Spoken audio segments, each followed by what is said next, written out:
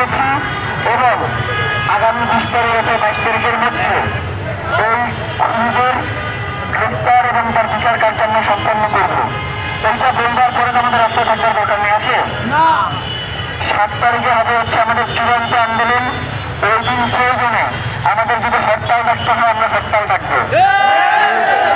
প্রয়োজনে পুরো বাংলাদেশ অবরোধ ডাকতে হয়, জেলা উপজেলা গ্রাম সব জায়গায় আমরা প্রয়োজনে অবরোধ ডাকবো। 7 তারিখের পরে আমরা আর কাউকে 1 সেকেন্ড সময় দিতে ইচ্ছুক না। 7 তারিখের পরে যদি আমাদের সাথে কথা বলতেও আছে আমরা তাদেরকে মনে করবো দালাল, দাবিদারি করবার জন্য আমাদের সাথে কথা বলতে আসছে। আমাদের সোজা 7টা কথা। 7 তারিখ পর্যন্ত তদন্তের অনেক ব্যাপার থাকে, এর পেছনে কারা আছে খুঁটিয়ে দেখবার ব্যাপার থাকে। তারা যদি 10 দিন সময় চলছিল, বাকি আছে আর 5 দিন। 5 দিন আমরা তাদেরকে সময় দিচ্ছি না, 5 দিন আরো 5 দিন দিব। চূড়ান্ত তাদের কি পদক্ষেপ হয় এটা জানবার চেষ্টা করবো। আগামীকাল থেকে আমাদের নতুন কর্মসূচি হবে মার্চ ফর ইনসাফ। আগামীকাল থেকে 6 তারিখ পর্যন্ত আমাদের কর্মসূচি। এই মার্চ ফর ইনসাফের জন্য আমরা আমাদের ওসমান হাদি হত্যার বিচার সহ আরো যে 4টা দাবি রয়েছে, এই 4টা দাবি নিয়ে আমরা বাংলাদেশের প্রত্যেকটা কোনায় কোনায় আমাদের ভাইয়েরা যাবে। তারা গিয়ে জনগণই অলরেডি জনগণকে জানাজা প্রদান করে দিয়েছে যে ওসমান হাদির হত্যার বিচার নিশ্চিত করা ছাড়া এই সরকারের কোনো গতি নাই, নিশ্চিত করতেই হবে। এরপরে আমরা আগামীকাল থেকে মার্চ ফর ইনসাফ মানে বাংলাদেশের যত গুরুত্বপূর্ণ পয়েন্টগুলো রয়েছে আমরা সকল পয়েন্টে যাব।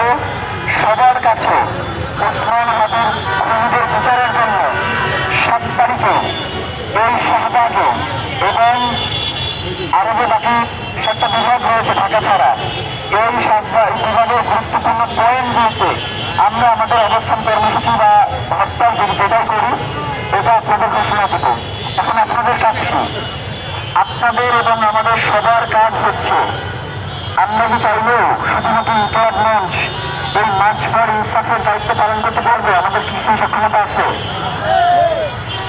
ইনকিলাব মঞ্চকে আমরা শুধুমাত্র এই 20 জন বা এই 30 জন, আমরা তো মনে করি যে ওসমান হাদির মৃত্যুর মধ্য দিয়ে ইনকিলাব মঞ্চ হয়ে গেছে 57,000 বর্গমাইলের 18 কোটি জনতা। তার কারণে আপনারা প্রত্যেকে নিজ দায়িত্ব আমরা আগামীকালকের মধ্যে যে লিফলেট এটা আপনাদের কাছে পৌঁছে দেওয়ার ব্যবস্থা করব।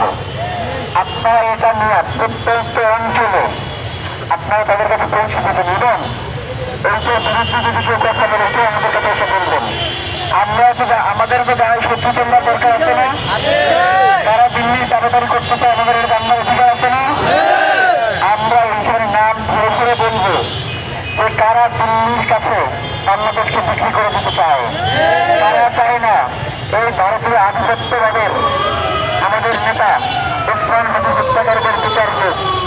এবং আপনাদের কাছে যারা এই ভোট চাইতে চাইবে আপনারা তাদেরকে দুটো কথা জিজ্ঞেস করবেন, আপনি কি ক্ষমতায় আসার পরে ওসমান হাদি যে ইনসাফের কথা বলছে, এই স্বাধীনতা সার্বভৌমত্ব রক্ষার কথা বলছে, এটা কি আপনার রক্ষা করার জন্য বলবেন? যদি বলে হ্যাঁ ওকে। সেকেন্ড বলবেন এই হত্যার বিচারের ব্যাপারে আপনার এখন পর্যন্ত অবস্থান কি, আপনি কি করছেন এই হত্যার খুনিদের বিচারের জন্য?